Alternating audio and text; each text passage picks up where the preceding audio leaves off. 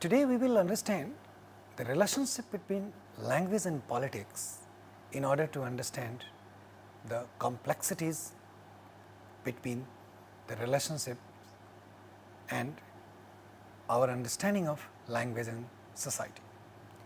Society has many aspects in which politics happens to be one of the most significant aspects. We call it one of the most significant aspects because it impacts our lives in a variety of ways. It impacts current situations, it impacts future generations. It is a very significant aspect of human life. It is very significant aspect of life of a society. At the same time, it is an important part of the structure of society as well.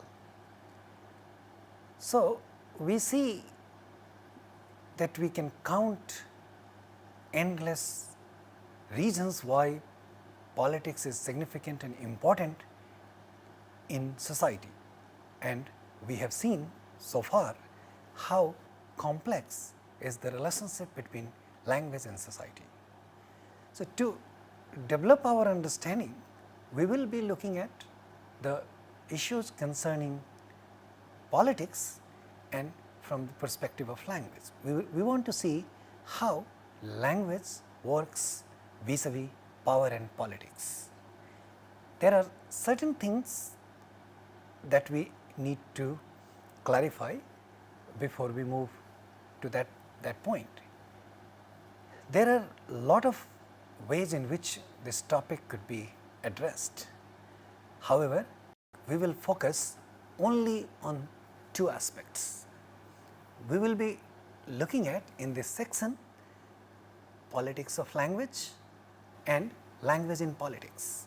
In other words, we will look at how language becomes a tool for politics, how people structure their political arguments around language, and then we will see how they use language to deal with political advantages or political situations. So, these are the two things we will be looking at. We have looked at language as one of the rule governed systems. We have seen that it is a very structured system, it is a sophisticated product of human mind. We have looked at an in-depth analysis of how human mind plays a role in acquisition of language and how it is structured around sounds, words and sentences and discourse when it comes to understanding of society. Today we want to emphasize on the point that language happens to be one of the powerful tools of communication.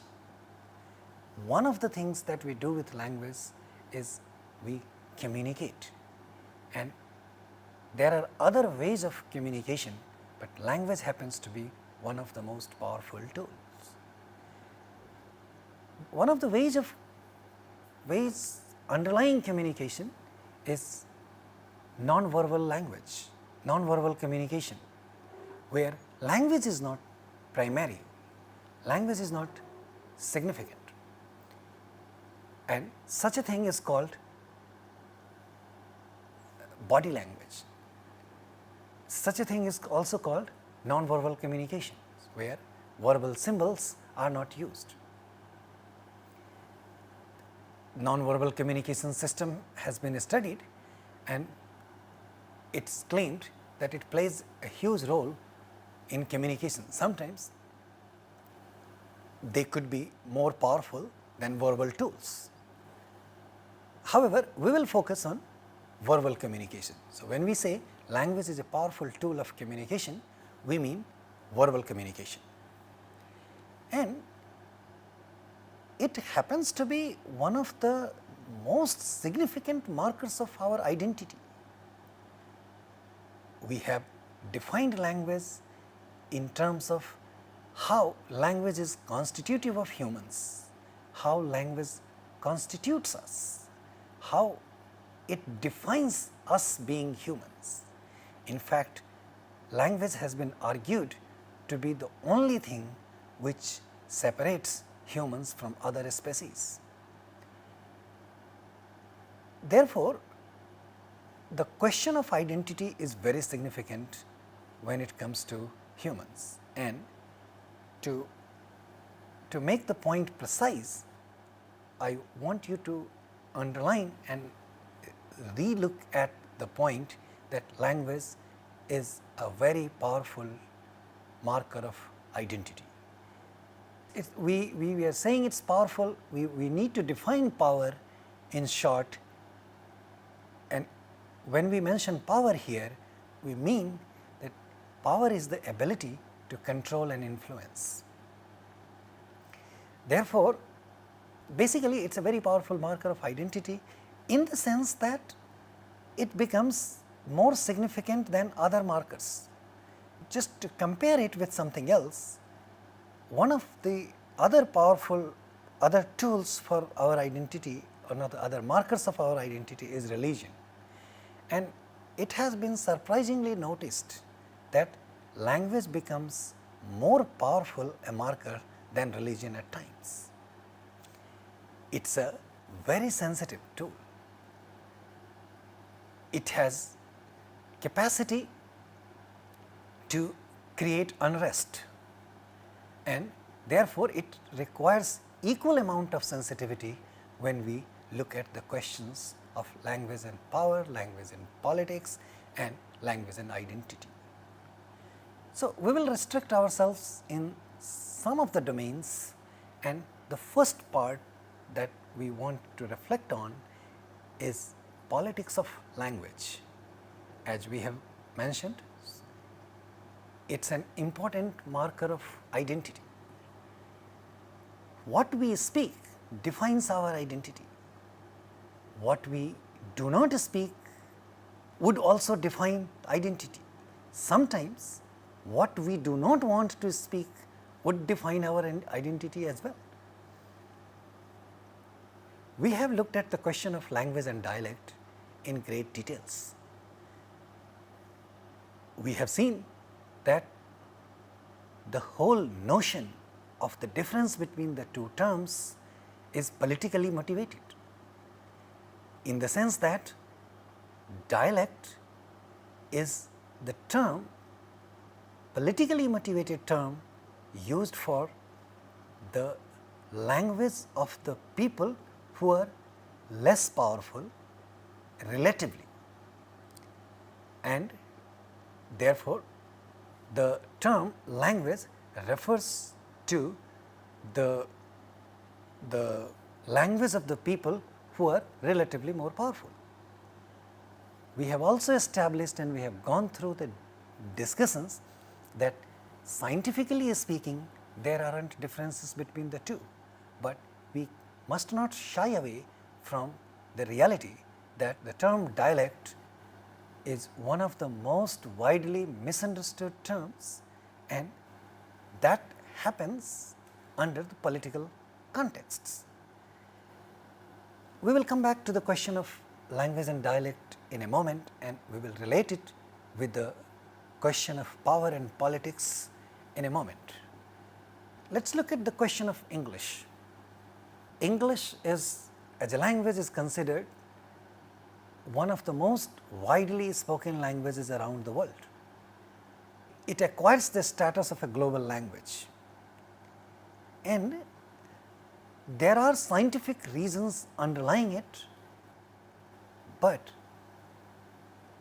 when it comes to the study of language and politics, we again cannot run away from the reality that the language English is associated with status,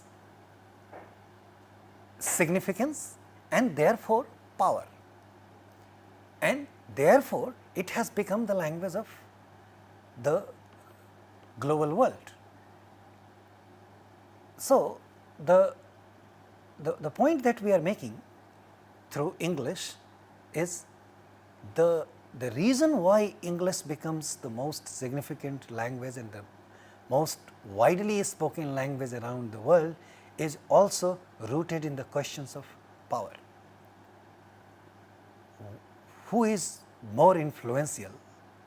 The one that is more influential, whether in terms of community, individuals or the nation, dictates, and that becomes the language of the powerful people, and that becomes the basis why the idea of upward mobility is related to the question of language and power. We take up one more question, and we will try to look at this in terms of the idea of language and dialect, and probably that will make the question of power dynamics and political aspects of language little bit clearer.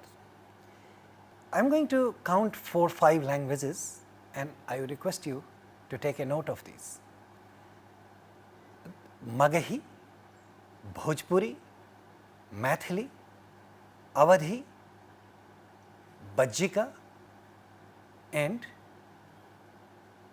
Braj Bhasha. To name them again: Bhojpuri, Magahi, Maithili, Awadhi, Bajjika and Braj Bhasha. I will give you a note on this language, the list of the languages that we have just mentioned. Magahi is the language of ancient Magad Empire.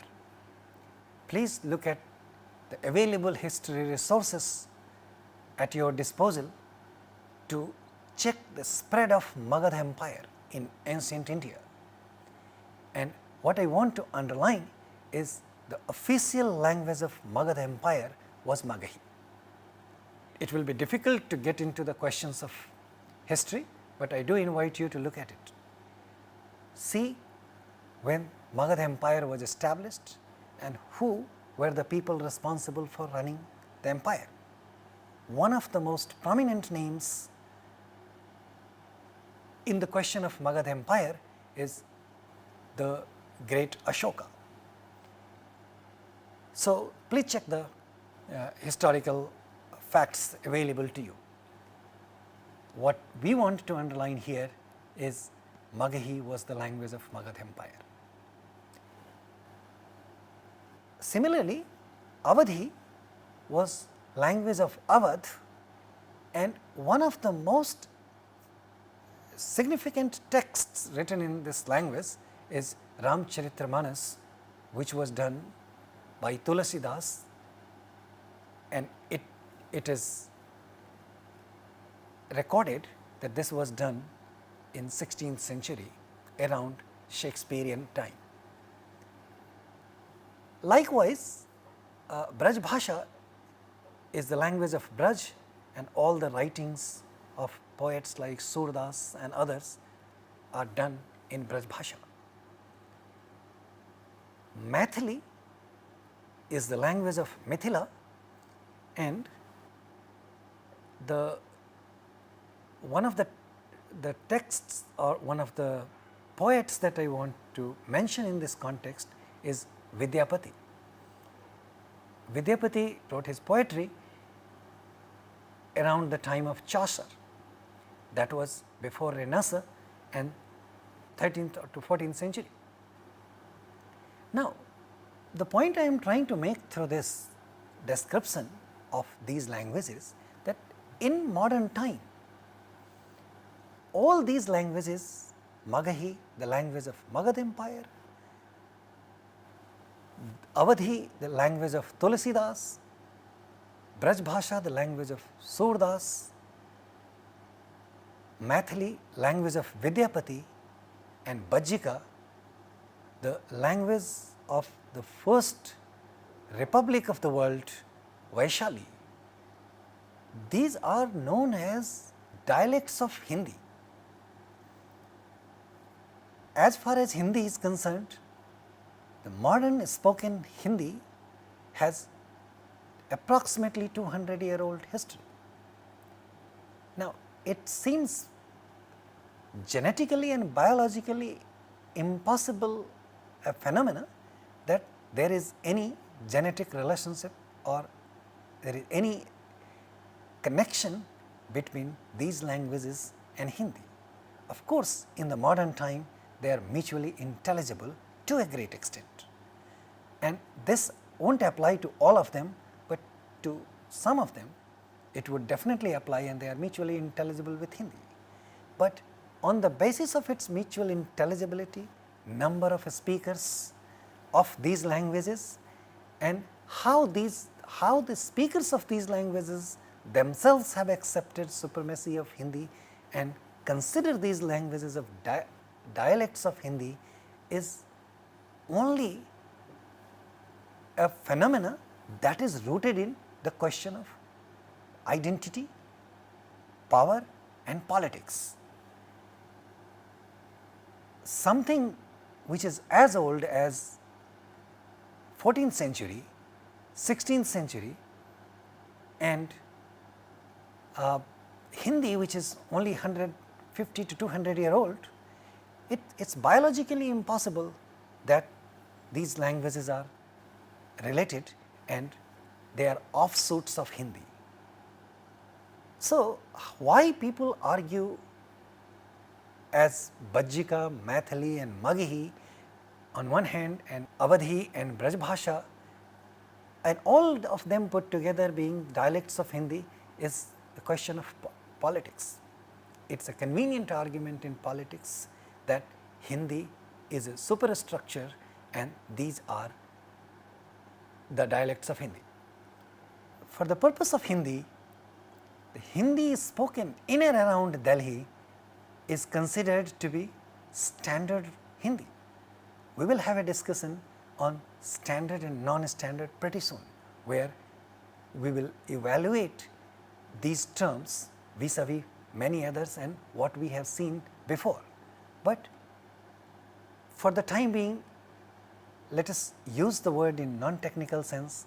The Hindi spoken in and around Delhi is considered standard Hindi, and Hindi spoken elsewhere is considered non-standard Hindi. For example, Hindi is spoken in and around Patna, Hindi is spoken in and around Kolkata, or for that matter Hindi is spoken in and around Mumbai or Hyderabad. These are not called standard varieties of Hindis.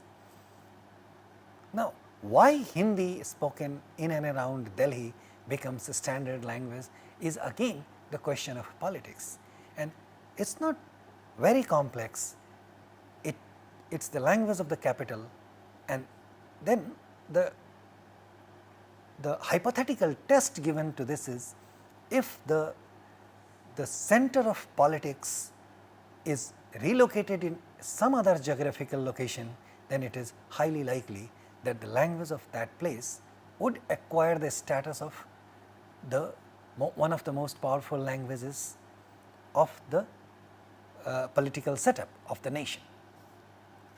Therefore, the whole question of language and dialect and which language becomes more significant is located in the question of language and politics. One more point that I want to mention here is one of the most reliable documents that is available on the language of politics and has a lot to say about it in practical and theoretical terms is the Constituent Assembly debate.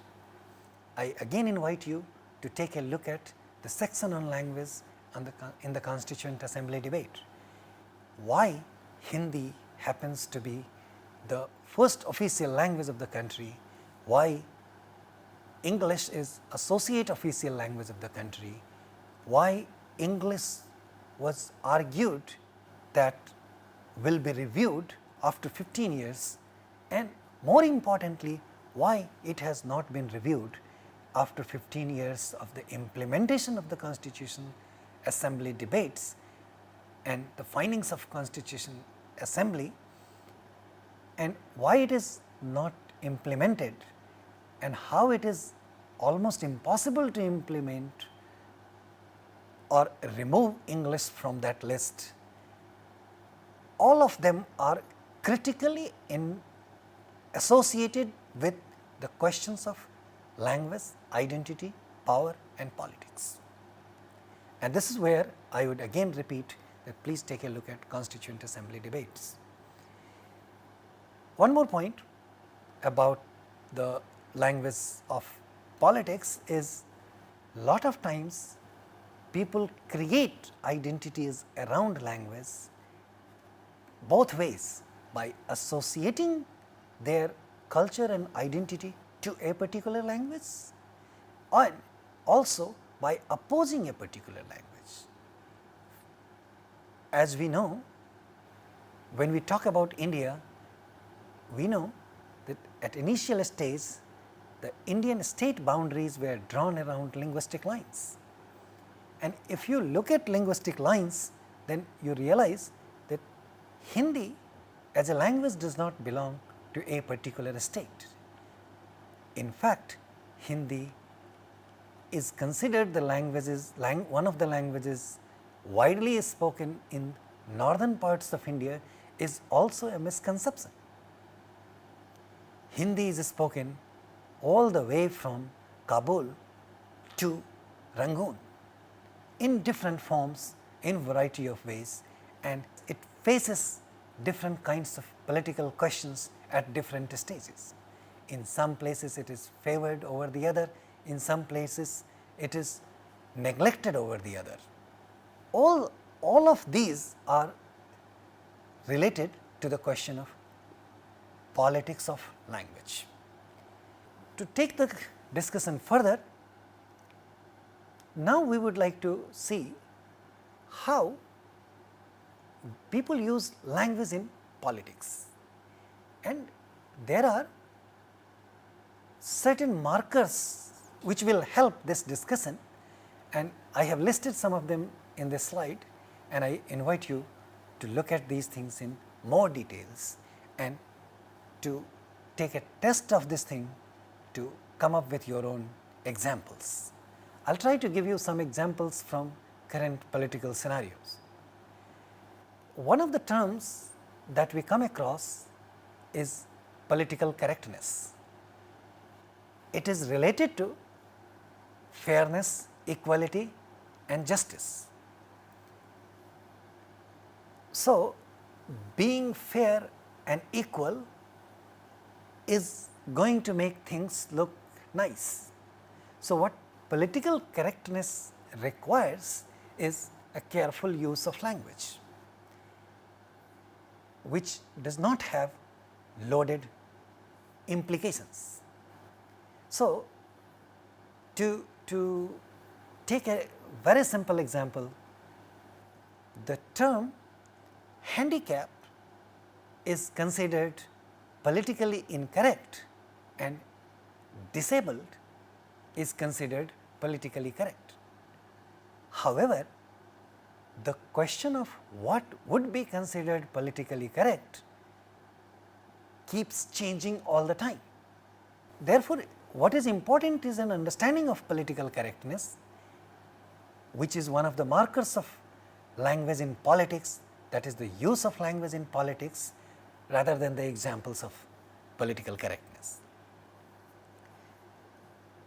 The metaphor is used most often and it becomes a significant part of the language of in politics. It is a process of construction of meaning and it is used very widely in the political discourse. Implicature is something which is not explicit information, and once again I invite you to find examples of these things. So, euphemism, yet another political tool, and it is less explicit and more polite. We will come back and look at examples of some of these things. Rhetoric is repeated uses. So, let us take a pause and look at these examples. Sometimes to create political discourse, people use rhetorical terms, people create rhetorics. So, if you take the example from Indian political scenario, the use of the term development or use of the term cleanliness would be considered rhetorical uses and the creation of rhetoric in political discourse. Use of the terms have very significant meaning in politics, and therefore, they are used very carefully and accurately, and the effect of such uses is really widespread and has got serious consequences.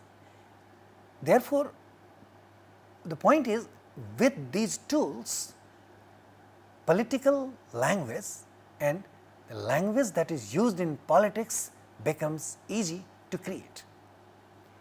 The use of the pronoun is yet another tool which is important.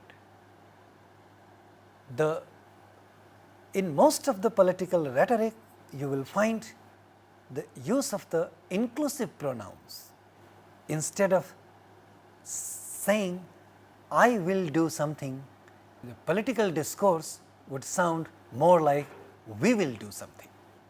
So, instead of the exclusive pronoun I, the inclusive pronoun we is more often used in political discourse. Therefore, a careful use of pronouns is yet another powerful tool in creating political discourse, that is language in politics. Neologism, a word that is borrowed from some other sources or a coined word, either morphological coinage or a word that already exists and that has been assigned another semantic meaning. This phenomena is also one of the powerful tools in creating political discourse. So, I am only listing some of the tools that help people create political discourse, and the purpose of political discourse is to make the argument effective. And remember how we defined power, it is a tool to influence or to control. Therefore, the primary focus of language in politics is to influence and therefore to control. So, to conclude, both the aspects of our discussion on language and politics, I would like to end by saying both are equally powerful, both are equally important.